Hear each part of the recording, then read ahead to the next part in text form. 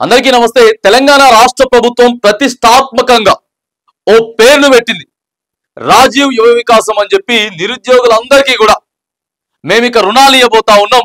June 2వ తారీఖే proceeding orders కూడా ఇవ్వబోతా ఉన్నాం. తెలంగాణ ఆవిర్భావ దినోత్సవం సందర్భంగా అందరికీ పత్రాలు ఇవ్వబోతా ఉన్నాం.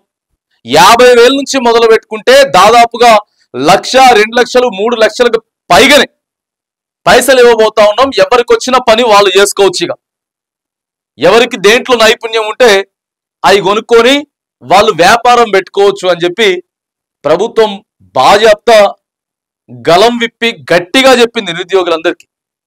దాదాపుగా 5 లక్షల మందికి, ప్రతి నియోజకవర్గానికి 3,500 మందికి 3,500 మందికి 5 లక్షల మందికి దీనికి 6,000 కోట్ల రూపాయలు సిద్ధం చేసినాం అని ప్రతిపాదనలన్నిటి కూడా రెడీ అయిపోయింది. ఇంకేముంది, ప్రొసీడింగ్ ఆర్డర్స్ అని చెప్పారు.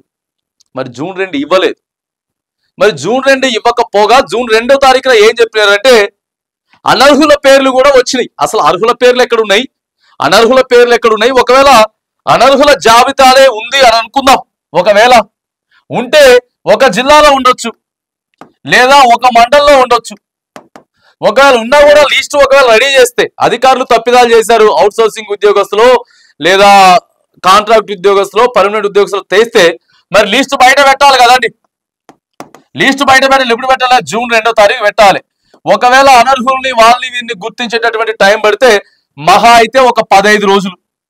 15 రోజులు పెడితే 15 ప్లస్ 2 కలిపితే 17వ తారీఖు. ఇవాళ జూన్ 18వ తారీఖు నడుస్తా ఉంది. రైటే కాదా? ఖచ్చితంగా క్వశ్చన్ చేస్తాం, బాజాప్తా క్వశ్చన్ చేస్తాం. మంచి చేస్తే మంచి అని చెప్తాం. ఇప్పుడు రైతు భరోసా ఇస్తా ఉన్నారు. రైట్, ఇప్పుడు బాజాప్తా కాంగ్రెస్ ప్రభుత్వం రైతు భరోసా ఇస్తా ఉంది. రాజకీయాలు మనకు అవసరం లేదు, ఓట్ల కోసమే ఇస్తా ఉన్నారు రైతు భరోసా అని చెప్పి ప్రతిపక్షాలు మాట్లాడితే, లేదు ఇప్పుడు వర్షాలు కూడా వస్తా ఉన్నాయి కదా, మనకి ఆడ పంట పండించుకోవడానికి సహాయపడతాయి పైసలు, పెట్టుబడి సాయం ఇప్పుడు ఇవ్వడం కరెక్టే, బాజాప్తా ప్రభుత్వం మంచి పని చేస్తా ఉందని చెప్పి చెప్పినాం. రైతుల ఖాతాలలో పైసలు పడతా ఉన్నాయి.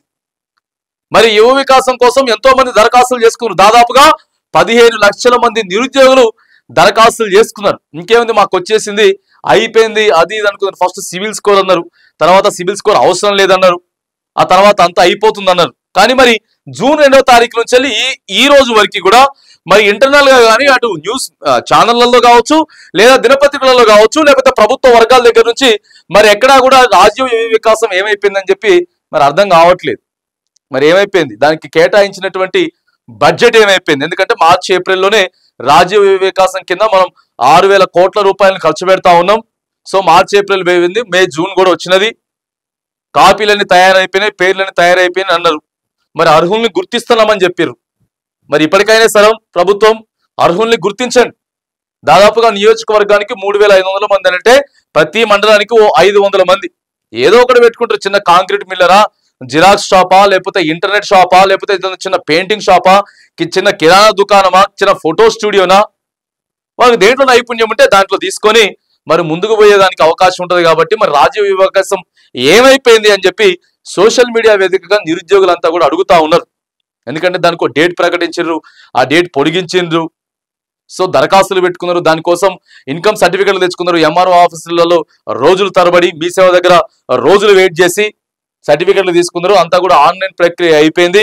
ఆడ అధికారులంతా కూడా, అక్కడ ఉన్నటువంటి అధికారులు కూడా ఇళ్లలోకి పోయి కొంతమందిని మరి మీరు లోన్కి పెట్టుకున్నారు, దేనికోసం పెట్టుకున్నారు, మీకు దేంట్లో నైపుణ్యత ఉంది అని ఇట్లా ఆశగా ఇప్పించేటటువంటి ప్రయత్నం కూడా జరిగింది ప్రభుత్వం నుంచి.